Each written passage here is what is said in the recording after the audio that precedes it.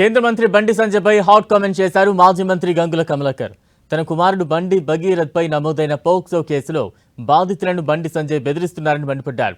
కేంద్ర హోంశాఖ సహాయ మంత్రి స్థాయిలో ఉన్న బండి సంజయ్ బాధితులను బెదిరించడం ఏంటని గంగుల కమలాకర్ ప్రశ్నించారు.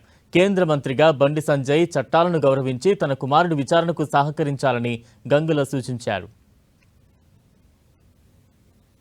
బండి సంజయ్ గారు ఒక బాధ్యత గల హోమ్ మినిస్టర్ స్థాయిలో ఉన్నది. మీరు చట్టాన్ని ప్రజాస్వామ్యాన్ని కాపాడాల్సిన బాధ్యత మీ మీద ఉంటుంది.